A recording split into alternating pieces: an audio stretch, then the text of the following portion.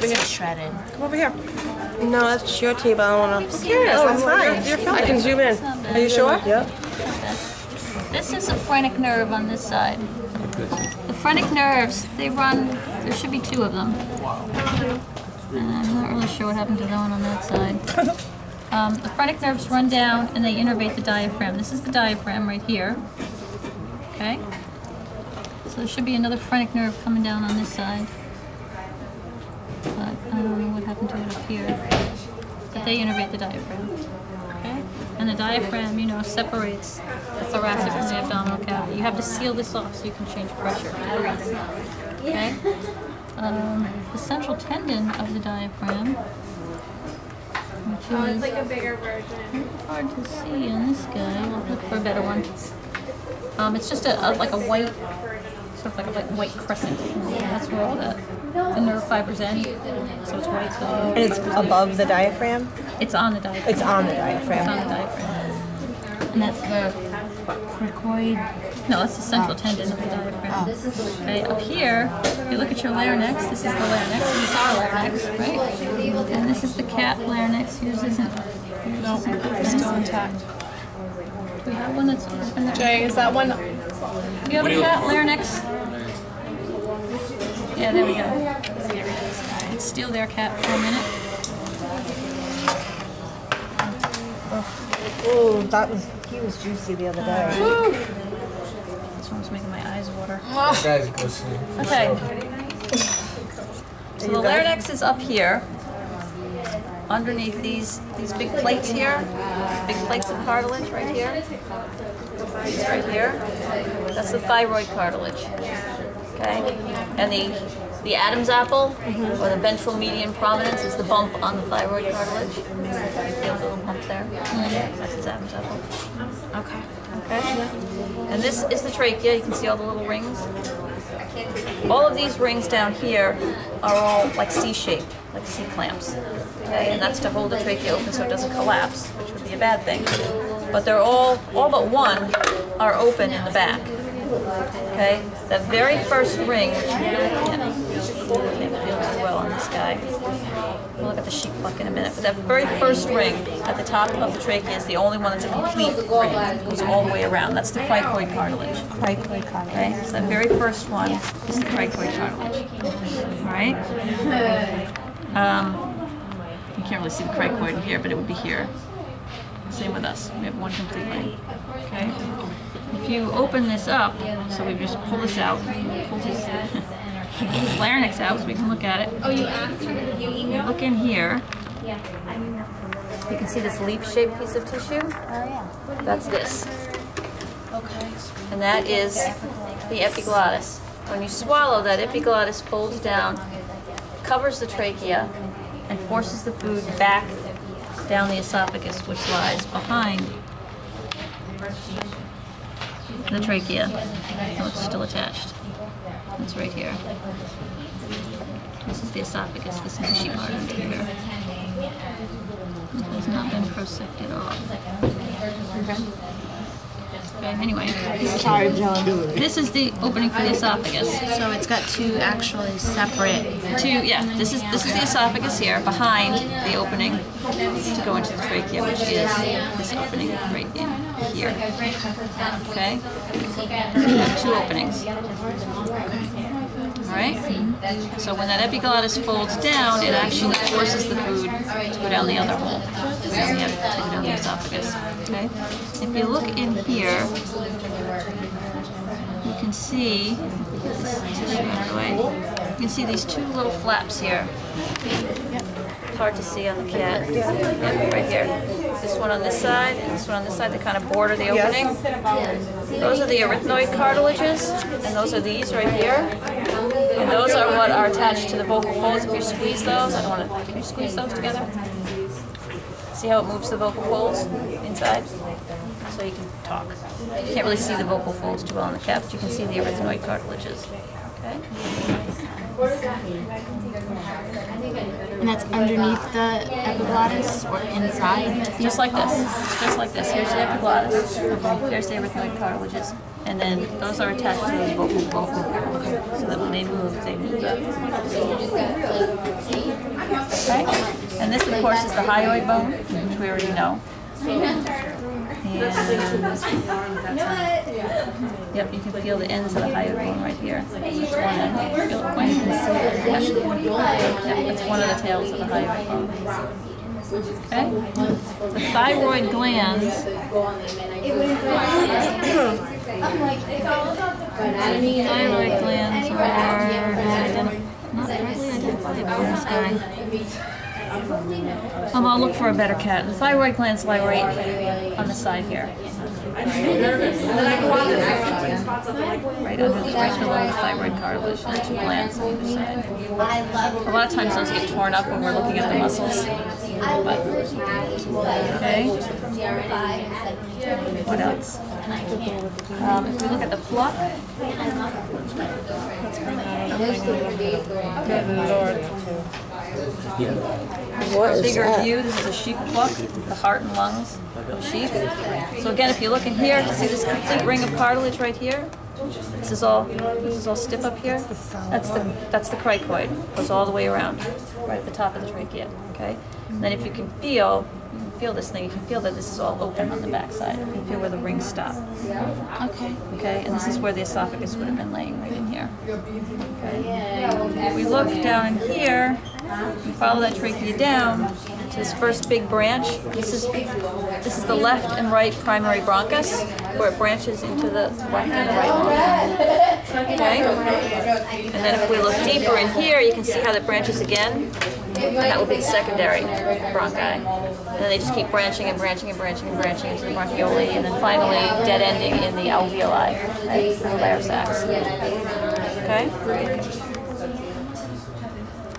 I think that's what you pluck for. Good? Okay.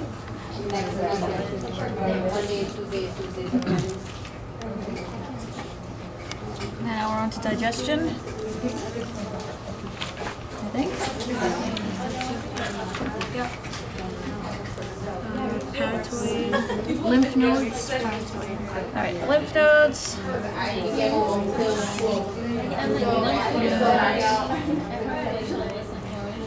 Yeah, I wouldn't worry about the lymph nodes because they're either gone or mixed in with the fat. What you're going to be responsible for, though, are the three different glands. The biggest is this one right here. Can you go around? Nope. And you can identify that one by following this. This is the parotid duct. That runs right across the face of the masseter muscle. So you can follow that back to the parotid gland, which is right here. Okay, right here. This is right here, this big squishy. It's glandular tissue, so it's kind of squishy. It's the biggest of the three. It's right below the ear. Okay, so here's his ear, and here's the gland. Okay, and then this is the duct that carries the saliva into the mouth. Just below the jaw is the submandibular gland. Okay, that also has a duct. I'm going to move this out of the way a little bit. You can see that duct.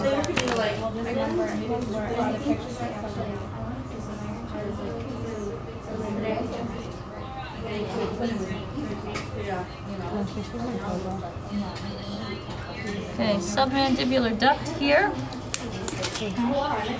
And then deep to the submandibular is the sublingual, which is this part right here, right underneath that duct, that area right there. That's the sublingual. It's the smallest of the three, and it's deep to the submandibular. And that also has a duct that runs right along with the submandibular duct, which I don't see here. They run up into the under the tongue. Okay. Yep. So parotid duct, submandibular, sublingual. Okay. So those are your three salivary glands. And then we said the esophagus, which is here. Which is here, right? This hole right here runs down behind the trachea. Okay, and this is very pliable, it's not stiff because it has to expand when the bowls of food comes down. And that's going to carry the food all the way down to the stomach, which is here, right? But to get to the stomach, you have to get through the diaphragm, which is here. What's left of it, the diaphragm.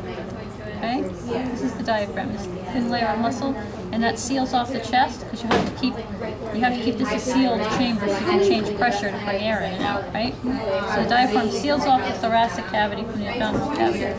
So to get to the stomach, we have to go through this. That area, that region where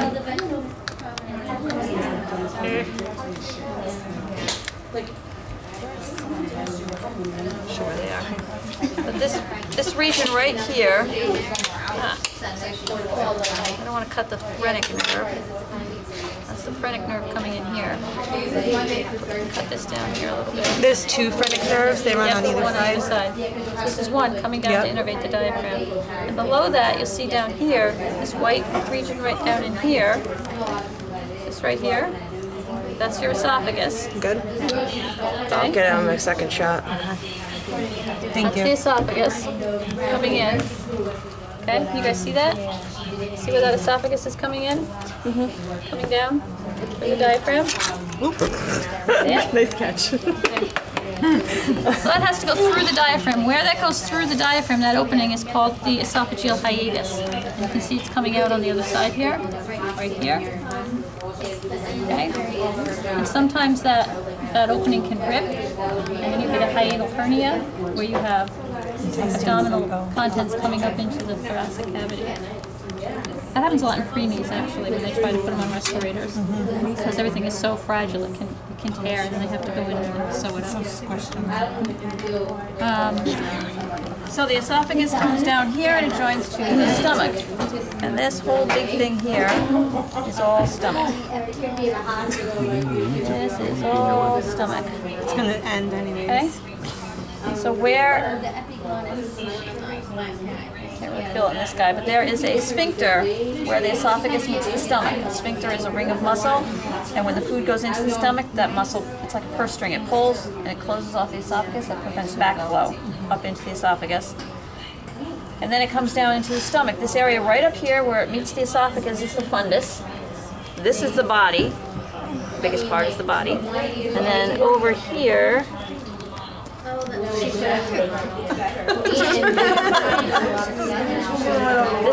this arm coming down here of the stomach, right where it meets the intestines, that's the pyloric region. Okay, so you have the fundus, the body, and then the pyloric region. So those are actually parts of the stomach. That's the three regions of the stomach. Okay. And then your stomach isn't open, is it? The fundus, the body, and the pyloric region. When you have pyloric stenosis, is that what closes? Ah, cat chow. Get out! Meow, meow, meow, meow, meow. Oh my god! Alright, this guy had a nice last meal. Yeah, it's all cat chow. If you look in here, you see these folds in here? Those are the rugae. And the rugae allow for expansion of the stomach. It also helps a little with mechanical digestion to mix it with the stomach acids. Okay, so Do you see all the fur in there? Well, I know. where do you think the hair froze come from? and then this region right here, where the stomach meets the intestine.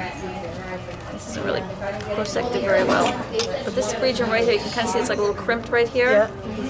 That's the pyloric sphincter. That regulates flow from the pyloric region of the stomach into the duodenum. And we have to have that stuff come in a little bit at a time because this is really acidy in here, right? pH of about 2. So it's released like one drop at a time through that sphincter into the duodenum. Okay? So that's the pyloric sphincter. This is the gastroesophageal sphincter up here. Okay, and this is the pyloric sphincter down here. Okay? So then that stuff gets released into the small intestines. The first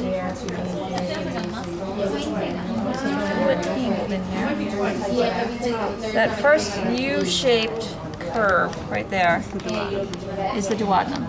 4 inches, give or take. Okay, and that's where chemical digestion is completed, in the duodenum. The rest of the small intestines is for absorption. Then we go into the really folded region. All right, that's all jejunum. And then finally, there's a little bit of less folded area down here. That looks about right. That's the ileum. So it's duodenum, jejunum, ileum. And then where the small intestine ends and the large intestine begins, the large intestine is clearly larger in diameter. There's less of it, larger in diameter. you have this little blind sac right here. That's the cecum. If this were a human, our appendix would be hanging off here, but cats don't have appendix. Okay, so that's the cecum. And there is a valve between the ileum and the cecum to regulate flow from the small to the large intestines. That's the ileocecal valve. It's a good name for it. And if we look, you can see all this pretty mesentery here. I don't know if pretty is the way to. It's very elegant. It's All the kind of blood like, flow. it's kind of lacy. Yes. You guys are gross. I can see it. I think she's right. Suck up. Back up here on the stomach, you see all this gooey stuff? This stuff is really That's not so That's elegant not so. and That's pretty. not so nice That's looking. lace with holes in it. That stuff's green on ours. That's a. Oh, you must have Your some. cat drank alcohol. You must have some gallbladder leakage. Yeah, it's all green. But this fatty apron right here is attached to the greater curvature of the stomach, meaning the big curve of the stomach. This is the greater omentum. Yep. There's also a fatty curtain on the lesser curvature of the stomach, meaning the small curve of the stomach. That's right here, and that is the lesser omentum. Okay, so lesser omentum, greater omentum. Is greater omentum. Okay. So glad that that's This lesser and beef greater, not teriyaki opposite. strip here. Teriyaki strip. That doesn't look like beef teriyaki. That's the spleen. It's not really a digestive organ. It's more of an immune Not system. anymore. So that's spleen. And then running from the spleen around We'll all the curvature. get that right though. Can we put beef teriyaki? She'll probably count it right. Running from the Just kidding. spleen.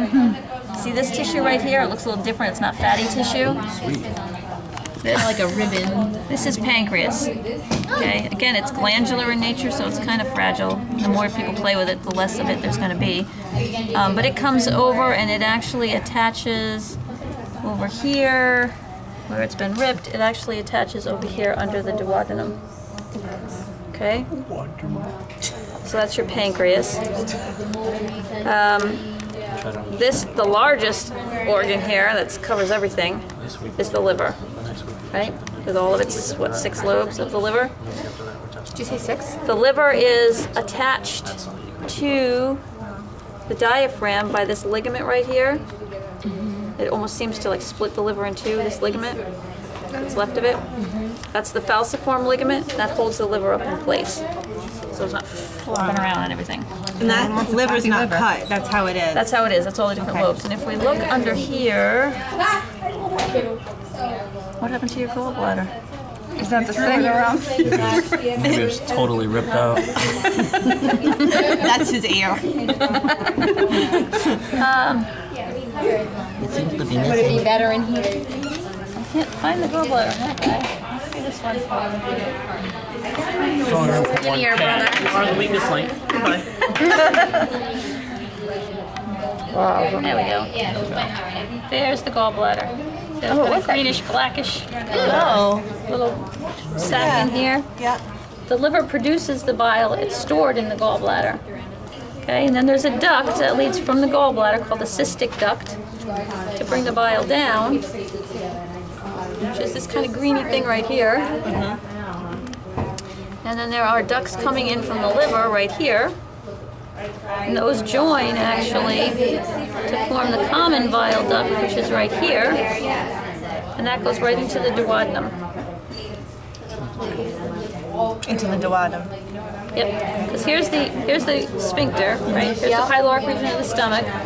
And then that common bile duct has to come in right at the beginning of the duodenum. Where did it go? Right at the beginning of the duodenum, it's in here. So right after the sphincter, at the very beginning. And there's also a duct that comes in from the pancreas, which you're not going to be able to see because the pancreas is almost gone. And what that does is it brings the bile, which is an emulsifier, brings that in from the gallbladder. We have some digestive enzymes coming in from the liver. You also have a whole bunch of digestive enzymes coming in from the pancreas. And the stuff coming in from the pancreas is in a very alkaline solution. So that's going to neutralize as the chyme gets squirted through. The stuff from the pancreas comes in and immediately neutralizes it so that you don't burn holes in your duodenum. Okay? So we have the cystic duct, the hepatic duct, the common bile duct here, bringing it into the duodenum. Okay? what else?